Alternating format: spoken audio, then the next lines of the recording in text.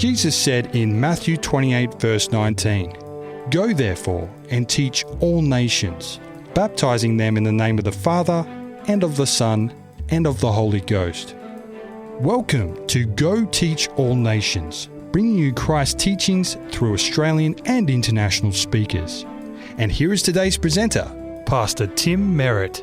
Heaven, I just want to thank you for the opportunity of sharing your word today, Lord. It is a great honour to be able to do that. And I just pray, Lord, that I'll be used by your Spirit today, that the words I speak will be your words, and the hearts that hear this message, Lord, will be touched. And not only touched, Lord, but drawn closer to you. Be with those amongst us that have not been able to make it this morning. I know there are some that is not well. We just, Lord, pray for them and pray for them as they hear this message online as well.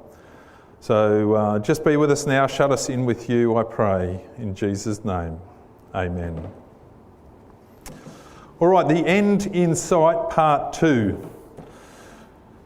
You know, when I was about, in my 30s, between the age of 35 and 39, a young fellow by the name of Colin Leeson. How many people know Colin Leeson?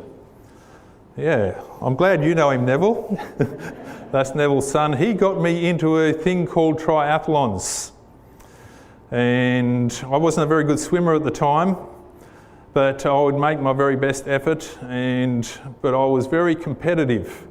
So I ended up doing a lot of training and worked very hard at what I did.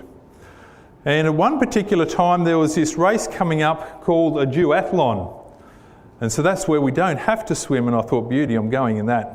So I started doing a few duathlons, and then there was an event which was actually a world qualifying event for age groupers.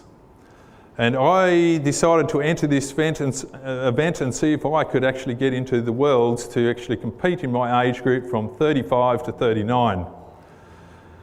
Now, the distance of the race was a 10-kilometre run. How many people are tired already? A 40-kilometre cycle, and then when you've got off the bike you have to do another 5-kilometre run. Now I trained very hard for this, and I was reasonably confident, certainly not reasonably confident about getting in the top 12 in this event, but I was going to give it my best effort. And I started off and I thought I held enough back in the first 10-kilometre race, and then I jumped on the bike. And I was going for it on the bike, and there was a few guys in front of me, and I thought I was the best at the bike leg. And I enjoyed that the most, so I did the most training on that bike leg. But as I was trying to make sure some people didn't get out of sight, I got about to the 10-kilometre mark on the bike, and I could feel that I was hitting the wall. And I'll tell you what, it was very, very hard. My average speed, I think, dropped back about 5 kilometres an hour. And I got in off the bike and I jumped into my running shoes and started running the last 5 kilometres. There was 2 laps in this last 5 kilometres. And if I was to run 5 kilometres on my own, it'd be around about 18 minutes. But I was running nearly at 5-minute K pace, which was well outside that. And I remember coming around the first lap and I thought, man, there's still one more lap to go. I don't know that I can make it. And it was a real effort, and yet I was so competitive I didn't want anyone to pass me. I was putting in everything I possibly could. And I remember coming around that last bend and I could actually see the finish line. And I thought, yes, I can make it. And so I ran even harder. Now, when I got across the finish line, there was a few medical staff there and coming around me, and what I realised, I was wobbling a bit as I was coming in. I'd actually way overcooked myself. But you know, it's amazing the extra oomph that you can get when you can see the finish line in sight. And certainly, I think with the events happening around the world today, I think we'll have to agree that we can see the end in sight. Do you agree with me? Put up your hand if you agree with me. Yeah, that's good. So we're going to talk about the end in sight, part 2. Last week, we looked at Revelation chapter 13. We looked at some of the keys to understanding Revelation chapter 13. And some of those keys, I'm not going to go through all of them, but one of those keys is actually that there's a verse at the end of a chapter which often introduces us to the next section. And in Revelation chapter 12 and verse 17, it tells us that the devil was enraged with who? With the church. And he went to make war with the rest of her offspring. Those who do what? Keep the commandments of God and have the testimony of Jesus Christ. So we discover that Revelation 13 is actually the attacks of the devil on who? On commandment keepers. Which gives us an idea that the real attack is actually on God's law. Would you agree with that? The real attack is actually on God's law and those who want to keep God's law. We find that Revelation 12:17 is actually bookended between Revelation 12:17 and Revelation 14 and verse 12. In Revelation 14 and verse 12 it says, "Here is the patience of the saints who" what? "Keep the commandments of God and have the testimony of Jesus Christ." So we find that in Revelation 13 we have the attacks of the devil. In Revelation 14 we have the activities of God's people. And we find them bookended between God's law. And we're going to have a look a little more at that today. Some of the clues on that first beast we looked at this beast that had 7 heads and 10 horns. And we discovered one of the heads of the beast had been wounded, and the head of this beast had been healed or was being healed. We looked at the fact that it was asking for worship, it was a religious identity, and it was blaspheming God, not only just his name, but his temple and those who dwell in heaven. We find that it was in power for 42 months, which matches the same time period as the beast in Daniel 7, that little horn power that was in power for 1260 years. And we know in prophetic time, this 42 months equals that 1260 year period of time. We see also that it persecuted the saints back there and is persecuting the saints here in Revelation 13. So we know the identity of that beast that's had the deadly wound is actually the Roman Papal Church. Today we're going to look at another beast. One of the things also that we looked at last week, I should remind ourselves of that, is that church today in Revelation 17 is described as having certain colours. Do you remember what those colours were? Purple, scarlet, and adorned with gold and precious stones. And here's just one of the pictures, but we looked at a number of the pictures last week where that's the case, but there is one colour missing. What was that colour? Blue. And we find the blue that the priests wore in the days of the Israelites were to remind them of God's law. So here again we're seeing the importance of God's law in the middle of this section. So let's have a look at Revelation chapter 13, the end in sight. Revelation chapter 13.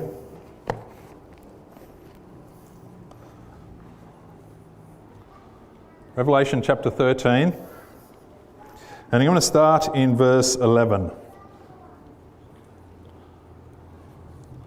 Revelation chapter 13 and verse 11. Revelation 13 verse 11 says, "Then I saw another beast coming out of the earth.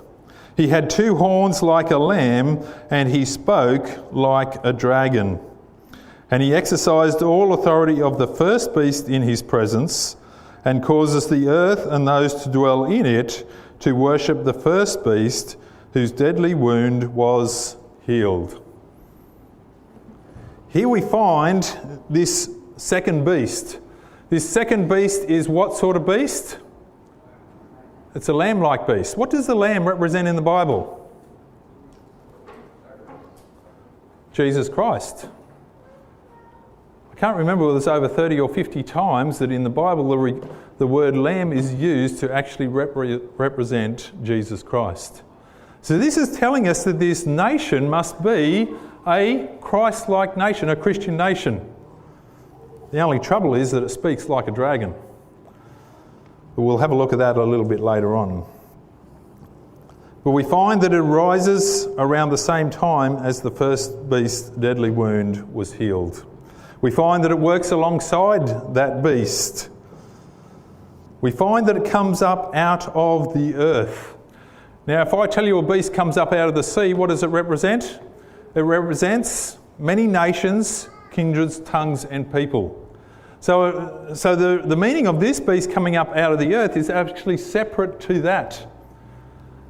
And the interesting thing in Revelation chapter 12, it tells us that the earth did what to those people who were being attacked? Maybe let's have a look at that. Revelation chapter 12, verse 14 to 16. But the woman was given 2 wings of a great eagle that she might fly into the wilderness to her place, where she was nourished for a time, times and half a time from the presence of the serpent. So the serpent spewed water out of its mouth like a flood after the woman, that he might cause her to be carried away by the flood. But the earth helped the woman, and the earth opened its mouth and swallowed up the flood which the dragon spewed out of its mouth. Here we discover that the earth was actually helping the woman. Now, I've been very blessed to go up into the top end of Italy, up into the Waldensian valleys, and just the way that they are laid out is absolutely amazing. You have these amazing mountainous regions like the spokes of a wheel that run in and out from each other. And you find there that we actually went and worshipped in one of the caves there where the Waldensians hid from the Roman power that was persecuting them at the time. There's plaques and there's monuments of what these people went through during those times, and certainly the earth in that area helped them. But also many Christians actually fled to another place to find solace and peace.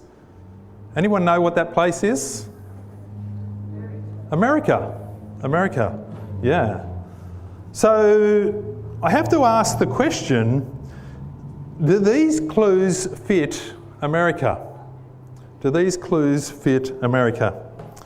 Well, the US declared its independence in 1776. It voted its constitution in 1787. It adopted its Bill of Rights in 1791. And by 1798, the US was recognised as a nation that was emerging as a world power. In 1776, it was estimated that around 2.5 million people lived in the United States of America. Is that a lot of people? If they're all in this church, it's a very lot of people, isn't it? But certainly it wasn't for that area. And now today, America boasts over 300 million people.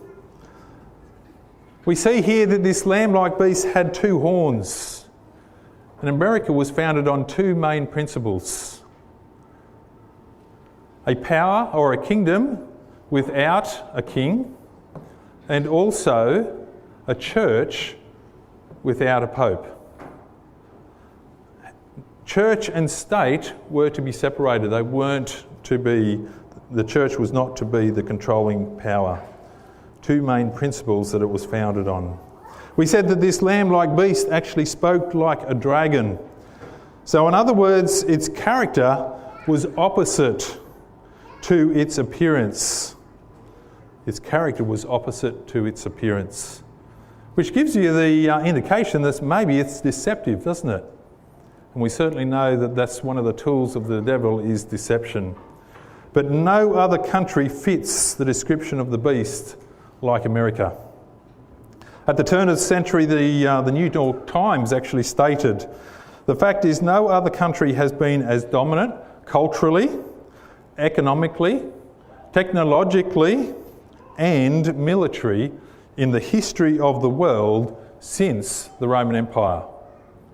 So it is certainly and still seen today as that world power. Let's have a look at Revelation chapter 13 and verse... Well, first of all, we need to also mention in Revelation 13 verse 12, we're going to find that it actually exercises all the authority of the first beast in his presence and causes the earth and those to dwell in it to worship the first beast. That is the one that had the deadly wound and is now healed. Let's come down to verse 13, because if he's going to get the whole world to worship, how is it going to do that?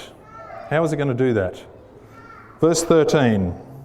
He performs great signs so that it even makes fire come down from heaven on the earth in the sight of men.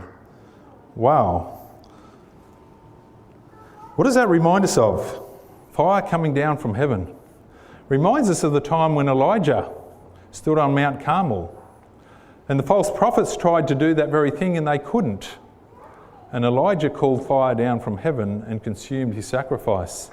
Basically giving the people back in that time the opportunity, choose you this day, he says, whom you will serve. Whether you'll continue serving the gods of Baal or whether you'll change and serve the true God of heaven. They were given an ultimatum. You know, I think in Matthew chapter 24 and verse 24 and 27, we also see a picture. Matthew 24 is a prophetic chapter in Matthew, and it portrays the coming of the Lord. And because the disciples asked the question, he said, when will these things happen? In other words, when the destruction of Jerusalem will happen, but when will you return? And I think they were concerned more about the second one than the first one because they thought it was going to happen together. And Jesus says in this chapter 4 times, he gives the warning, be careful that you are not deceived. He says even the very elect could be deceived. How many people are going to be deceived here? No one. Well, that's good news. No need to preach this service then, is there? But you know, Matthew 24 also gives a description of Jesus coming, and it said it will be as lightning comes from the east to the west. Revelation 1 verse 7 tells us that every eye will see him. Jesus' coming is the absolute end, and no one is going to be able to mistake his coming. But here in Revelation chapter 13, we find that fire is going to come down from heaven in the sight of men to deceive people. You know, one of the main deceptions that the devil uses is that he himself is going to impersonate Christ. How is he going to do that? How is he going to do that? What I found very interesting when I looked up the Greek word for lightning in Matthew 24 and the word from fire in Revelation 13, and it's the same Greek word.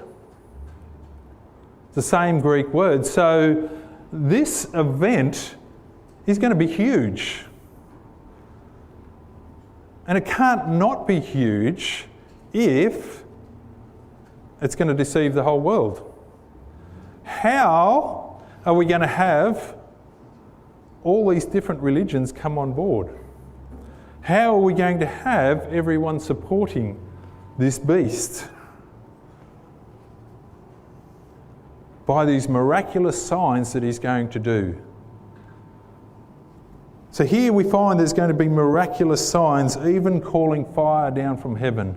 It's going to be as lightning coming down from heaven. You imagine if everyone in the world saw this being coming down from heaven and then telling us to worship the beast of Revelation 13. It's going to be pretty convincing, isn't it? Let's read on verse 14 and 15. And he deceives those who dwell on the earth by the signs which was granted to do in the sight of the beast, telling those who dwell on the earth to make an image to the beast, who was wounded by the sword and lived. He was granted power to give breath to the image of the beast, that the image of the beast should both speak and cause as many as would worship the image of the beast to be killed. So here we see the enforced worship of what we had through the period of the Dark Ages, now coming back. We also see that this reminds us of another time where people were forced to worship an image. In Daniel chapter 3. Remember in Daniel chapter 3? Daniel's 3 friends were there, and they were asked, as soon as the music played, that they would bow down and worship the beast. Who were they worshipping worship the image. Who were they worshipping while worshipping the image? They were actually worshipping Nebuchadnezzar, or who was behind what Nebuchadnezzar was doing? The devil. Because what had God said in the previous chapter? He said, your kingdom is coming to an end. After you, there's going to be another one that takes your place. And then another and another. And finally it tells us about this stone that is cut out from the mountain, who is coming to set up his kingdom. And we find that it's Jesus Christ. So by Nebuchadnezzar setting up this image, all of gold, and getting people to bow down to the image, he was actually getting them to agree that God is wrong and he is right. That God's way is false and his way is right. And his kingdom would last forever. You know, when you look at how Babylon was structured, you can see how he could get that opinion, because the walls were so high and so thick that you wondered how anyone could ever come in and defeat the Babylonians. But we know from history that that certainly did happen. It certainly did happen. Let's have a look at Revelation chapter 13 and verse 16. Revelation chapter 13 and verse 16. He caused all, both small and great, rich and poor, free and slave, to receive a mark on their right hand and in their foreheads. Here they were to receive a mark. You know, we've gone absolutely crazy with this mark because there's a number associated down in the last verse. We're not going to get into that today, we just don't have time. But we find that it causes everyone to have a mark in their foreheads and in their hands. What does that actually mean? That means the forehead is the thinking part of the brain. The forehead is where the decisions are made. The hand has to do with what we actually do. And we find the decision will be made in the end of time. And those who decide to go with this power will receive that mark in their foreheads, and it'll reveal by the things that they do the decision that they have made. Revelation 14, 9 to 11 also reveals the survivors of the ones that don't get the mark of the beast. We find in the three angels' messages, the third angel's message, we find the catastrophe that's going to come upon those who worship the beast and worship his image. And we find those who remain faithful to God find rest in the end. We find also it is those that keep the commandments of God. Though if we keep the commandments of God, we miss out on the mark of the beast. See the contrast there that's being played out? It's over God's law. Revelation 7 also describes those who have the mark or the seal of God in their foreheads. The ones that will be protected at the very end of time will be those who are sealed by God. And we find a description of those people in Revelation chapter 7. When I look at Hebrews chapter 8 and verse 10, it reveals if we have God's law in our hearts, we are classed as his people. I love Hebrews chapter 8 and 9 because it shows the difference between the first covenant and the second covenant. It shows that the first covenant only really pointed to the second covenant. And we find it has nothing to do with the abolishing of God's law, because now God's law goes from the stone to being written in their hearts. In other words, it is on our hearts to keep God's law. It's on our hearts to want to do that. It's a free choice that we make. Do we make it because of what Christ has done for us? That is now how it is written in our hearts. And the interesting thing that Hebrews 8 to 10 reveal, 8 and verse 10 reveals, is that we are actually God's people when that process has taken place. We are God's people. We're considered as His, as having His seal on our foreheads. I want us to turn over to Ezekiel now. Ezekiel chapter 9. There's a lot of passages in Revelation that are associated with Ezekiel, Isaiah, Jeremiah, and other places in the Old Testament. Let's turn over to Ezekiel chapter 9. Ezekiel chapter 9 and verse 4. Ezekiel 9 and verse 4. It says here now, "And the Lord said to him, Go through the midst of the city, through the midst of Jerusalem, and put a mark on the foreheads of the men who sigh and cry over all the abominations that are done within it." Here God's deciphering who is for him and who is not. And the very interesting thing, what were they sighing and crying over? They were sighing and crying over a group of people, and it reveals this in chapter 8, I should say, in verse 16. A group of people who were standing in the very temple of God with their backs to the Ark of the Covenant, facing the sun, worshipping the sun in God's temple. Worshipping the sun in God's temple. A lot of people aren't aware, but the way we got the name Sunday is from the worship of the sun god on that day. We see here a mark. Mark or a seal has three main elements. And if you've got a coin in your pocket, you can certainly pull it out and you will see there that it has three elements on it. Three elements on it.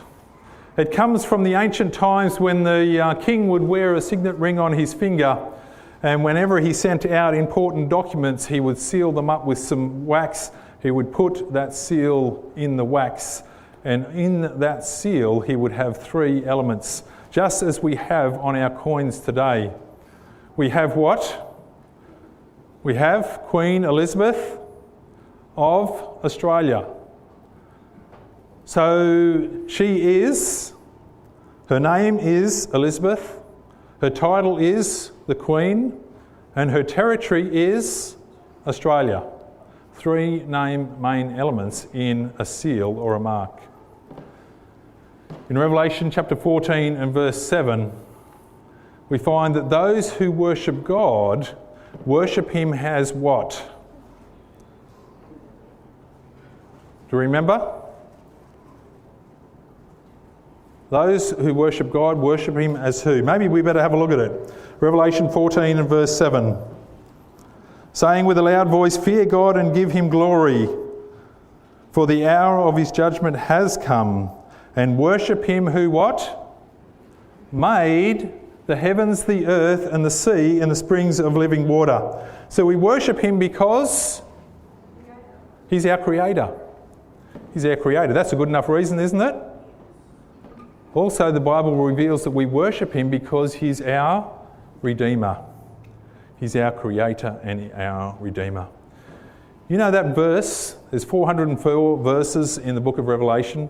278 of those verses are quotations or allusions to other parts in the Bible. And the other part the part where this comes from is from Exodus chapter 20 and verse 11. In Exodus chapter 20 and verse 11 it tells us that 6 days He made the heavens, the earth and the sea and the springs of living water. Using the exact same thing here. So we find that God's seal or God's mark is actually found in the very fourth commandment of the Bible. The Sabbath commandment. And here, right at the end of time, we're talking about the attack on the commandments. In Daniel, we see the attack on God's people. In Daniel chapter 3, the men were to do what? To bow down to an image. That's breaking the what? Second commandment.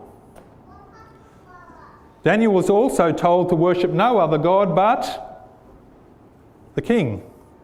That's also breaking the second commandment. And here, right at the end of time, we're going to see these two beasts coming together to enforce the breaking of the fourth commandment. The breaking of the commandment that has God's seal, his name, his title, and his territory. God's mark is found in the fourth commandment. In Ezekiel chapter 20, verse 12, it tells us what? Let's have a look at that. Ezekiel chapter 20. I should have got you, keep your hands there in Ezekiel. Ezekiel chapter 20. Ezekiel chapter 20 and verse 12. It says there, moreover, I gave them my Sabbaths to be a sign between them and me, that they might know that I am the Lord who sanctifies them. So it's a sign that the Lord is the one who sanctifies us. How did he do that? By dying for us, by living that perfect life for us, and by helping us to do the same. In verse 20 it says, Hallow my Sabbaths, that they will be a sign between me and you, that you may know that I am the Lord your God. Right throughout the Bible we see that the Sabbath is actually a sign, it's a marker, it's a seal that we are God's people, that we belong to him because we keep his commandments. We keep the fourth commandment also. I want us to have a look at a couple of quotes from the beast, because if the seal of God is the fourth commandment, what is the seal or the mark of the beast? You know, we only have to go to the Roman Church to discover that, because they tell us themselves. Let's have a look at one of the quotes that's got there. It says, the church has always had a sense of its own authority. Perhaps the boldest thing, the most revolutionary change the church ever did, the holy day, the Sabbath, was changed from Saturday to Sunday. The day of the Lord was chosen not from any direction noted in Scriptures, but from the church's sense of its own power. Coming from St Catholic Church Sentinel, Volume 50, back in 1995. What else does it say? Coming from a reply letter talking about this change, it says, of course, the Catholic Church claims that the change was her act, and the act is a mark of her ecclesiastical power and authority in religious matters. She claims that her mark is the Sunday law, or the worship on Sunday, I should say. She claims that that is her mark. And she also claims that in all other Protestant churches worshipping on Sunday, they also agree that she has the authority to change that day. The final conflict in Revelation 13 reveals the beast riding a multi-headed beast, joining forces with a land beast to have worship enforced. Now, the question I want to ask ourselves today is, can we see the beginning of these things? There's a lot of people talking about the coronavirus and what it's doing and all the rest of it, and that the world's coming to an end because all of these things are happening, and certainly Matthew 24 reveals that. But can we see this last thing happening that is going to come upon the earth? The enforcement of worship. I want to show you a few quotes that I come across this week. And it says here, are the Holy See and the United Nations too close for comfort? Now, I'm not trying to say that the United Nations is that multi-headed beast or the 10 horns that support this beast. That is future from our day, but I know that that's what it very well could be. I want to read a couple of things here. It says, when the Pope Francis received in private audience United Nations Secretary General Antonio Guterres, in December, the UN chief trumpeted the fact that the Holy See's concerns coincide with the core values of the United Nations Charter. In other words, they're on the same page that we are. It makes sense to align ourselves with her. These values consisted of reaffirming the dignity and worth of human person. That's a good thing, isn't it? We're not sure, yes? I think it is, especially with regards to protecting the planet. Is that a good thing to protect the planet? Certainly is, isn't it? That's what we were meant to do. We find right at the end of the time that God is going to destroy those who have destroyed the earth. So we should be protecting our planet. Notice that last line, it says, the Holy Seas. Notice what it's calling him. The Holy Seas was some communique was similar, focusing on peace, the UN's Sustainable Development Goals, climate change and migration. And we've certainly seen the Pope stand up a lot about climate change recently. He's actually written some things on this very thing. But where does America fit into all this? Where does America fit in? I want to show you another quote of recently some of the things that Donald Trump did and who was supporting him.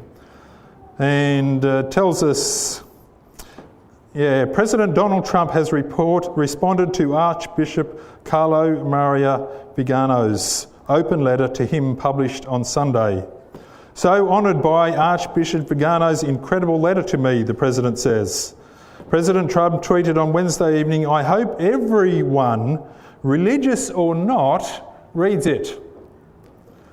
In his June letter, Archbishop Vigano, who's served as apostolic nuncio to the United States from 2011 to 2016, praised Donald Trump's leadership as he faced criticism for the handling of the coronavirus pandemic and the protests over the death of George Floyd.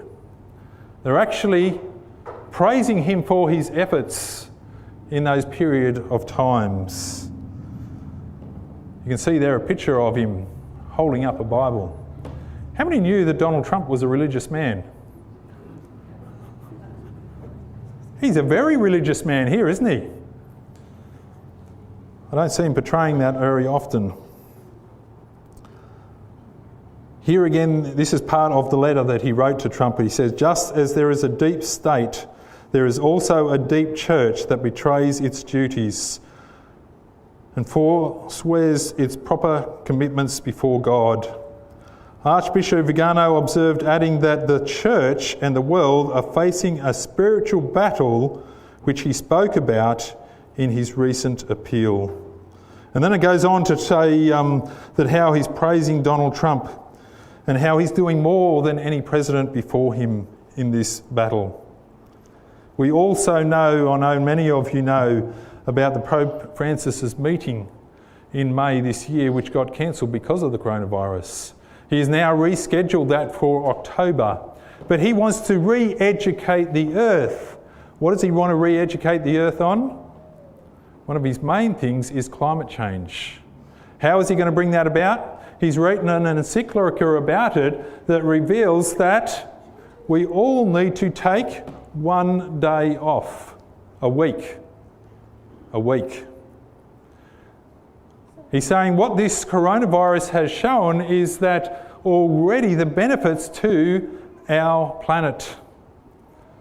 For the first time, there's people in India that actually see the Himalayas in the background. We are seeing a cleaner, greener environment. It's like the World Health Organiser said, COVID-19 is the challenge and opportunity of our time, reminding us that the only way forward is together. The only way forward is together. The Vatican City just on April 22, where Pope Francis made an impassioned plea for the protection of the environment. on Wednesday's 50th anniversary of the first Earth Day, saying the coronavirus pandemic has shown that some challenges had to be met with a global response. Francis praised the environmental movement, saying it was necessary for young people to take to the streets to teach us what is obvious, that there is no future if we destroy our environment. Also, it tells us this year's Earth Day has prompted calls from many, including the UN Secretary. So here, now notice we're bringing in the UN Secretary into this mix of these which is now three. The UN Secretary General Antonio Guterres, for governments to pursue green recovery in response to coronavirus. Both the Pope and Guterres have made environmental protection and climate change signature themes of their office. In other words, they're working closely together. We see these natural tragedies, which are the Earth's response to our maltreatment. Francis said here, I think that if I were to ask the Lord, I don't know why he doesn't, but he said if I was to ask the Lord now what he thinks about this, I don't think he would say it is a very good thing. It is we who have ruined the work of God. That's a true statement, isn't it? Yeah. Now let's have a look at this group of people, this environmental group of people that the UN chief and the Pope has also recognised to be on their side. See, and they call themselves Green Sabbath. Green Sabbath is a non-religious, non-political, non-profit campaign which aims to raise awareness and to encourage people to help slow climate change, preserve precious natural resources, and to improve planet health by observing at least one carbon footprint-free day each week. On any day of the week. So they're not actually advocating a day, but what are they calling it?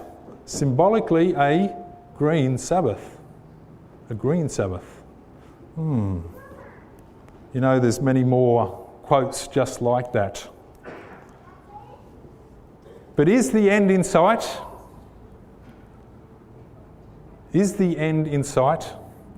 This is unfulfilled prophecy that we've been talking about today. But we can see that the doors are open for this to happen. What does Jesus say when we see these signs and wonders? Come over with me to Matthew 24. Matthew 24. Matthew 24 verses 32 and 33. It says here in Matthew 24, now learn this parable from the fig tree. When its branch has already become tender and has put forth leaves, you know that summer is near. In other words, from that sign you know that summer is near. So he said, so also when you see all these things, know that it is near, even at the doors. Revelation 12:17. Revelation 12:14-12. This passage is bookended between those who keep the commandments of God. It's really clear to me that the end time will be over God's law. And just like in Daniel, when they're asked to break the first commandment and the second commandment, we will be asked to break the fourth commandment.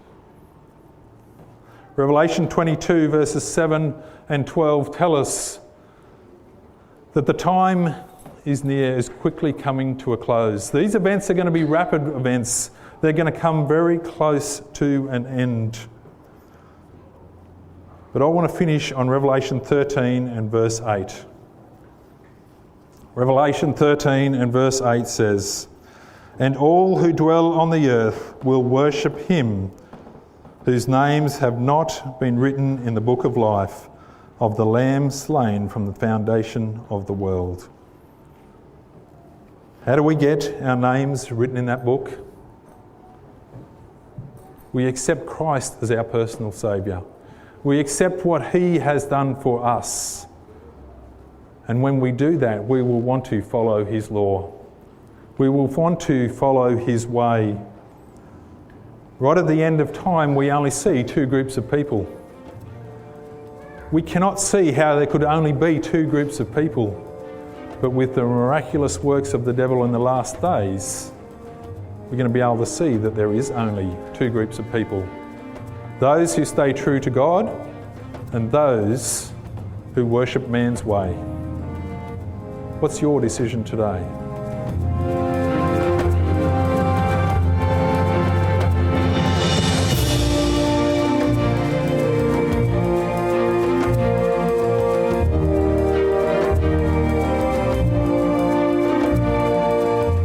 This message was made available by the Lismore Seventh-day Adventist Church.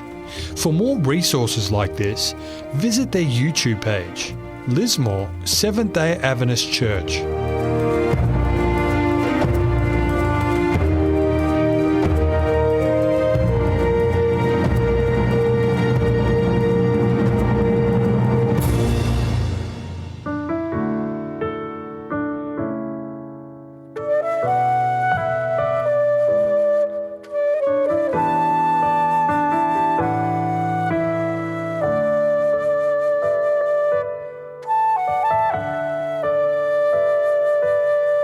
She trembled as she stood in the inner court.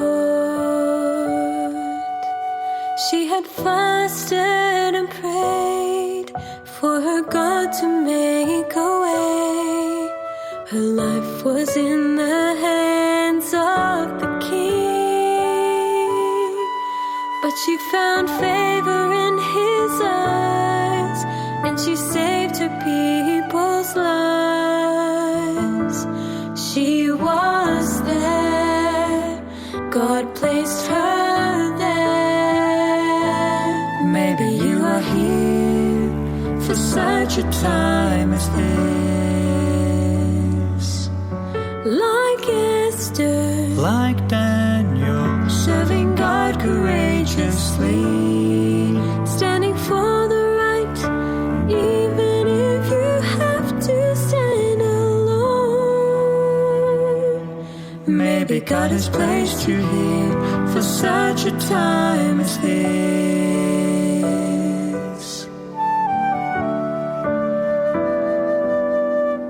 he chose to worship the true God. As he prayed, he did not hide, with his windows open wide. He was cast into a den of hungry lions, but he lived to greet the King, for his God protected him. He was there, God placed him there. Maybe you are here for such a time as this. Like Esther, Like Daniel, serving God courageously, standing for the right, even if you have to stand alone. Maybe God has placed you here for such a time as this.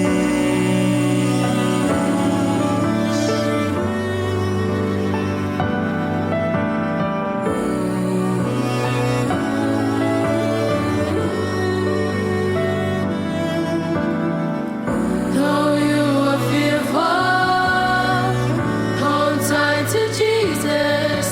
He will be your strength and give you what you need. If God is for you, then who can be against you? God has placed you here for such a time. I know I am here for such a time as this. Like Esther, Like Daniel, serving God courageously, standing for the right, even if I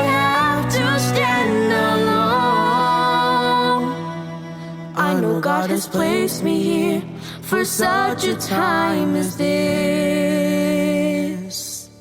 I know I am here. God has placed me here For such a time as this.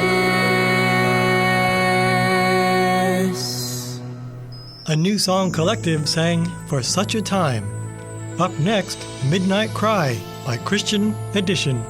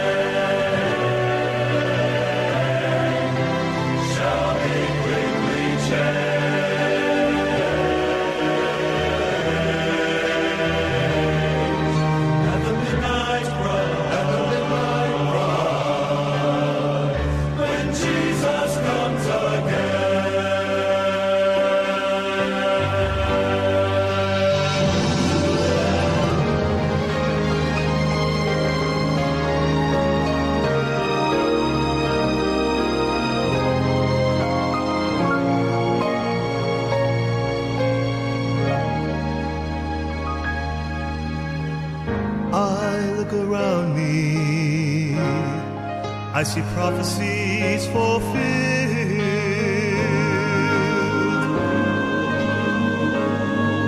and signs of the times. They're appearing everywhere. I can almost hear the Father as he says, "Son, get your cheer."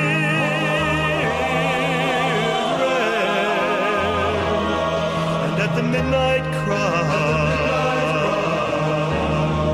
the bride of Christ will rise. Jesus steps out on a cloud to call his children. The dead in Christ shall rise to meet him in the air.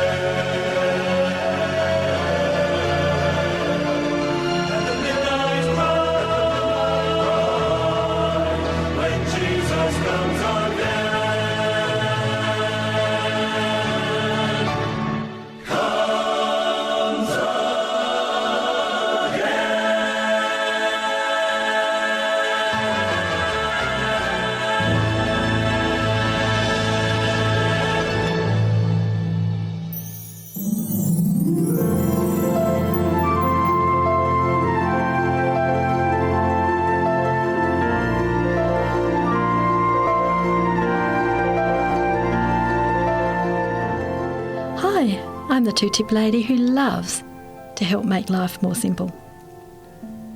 Do you want to feel better? I've got 2 tips for you that work. How do I know these work? Because I do it. If I didn't, I couldn't preach it, could I? I'm not a medical professional, and you'll see that, not at all.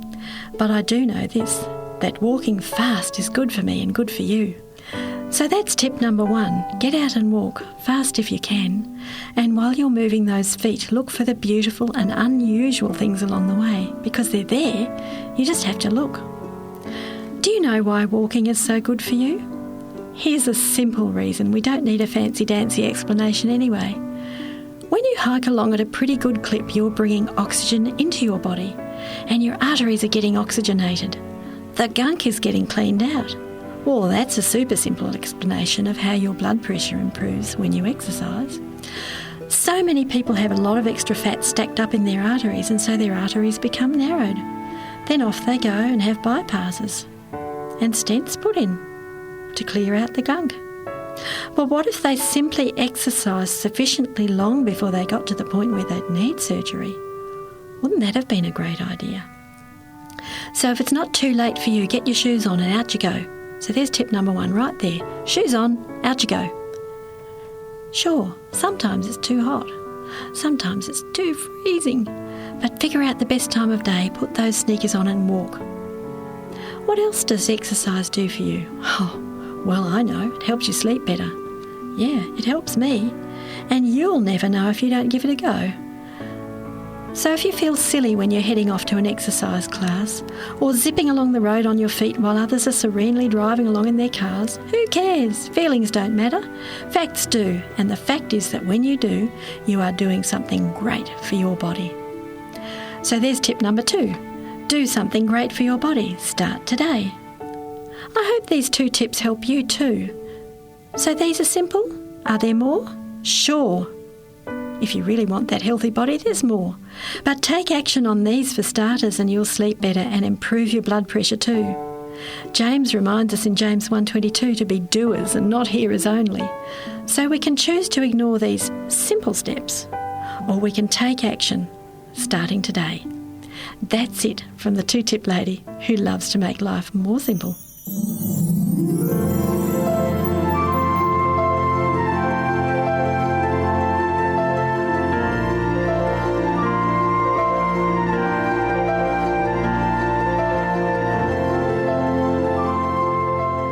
This program has been brought to you by 3ABN Australia Radio.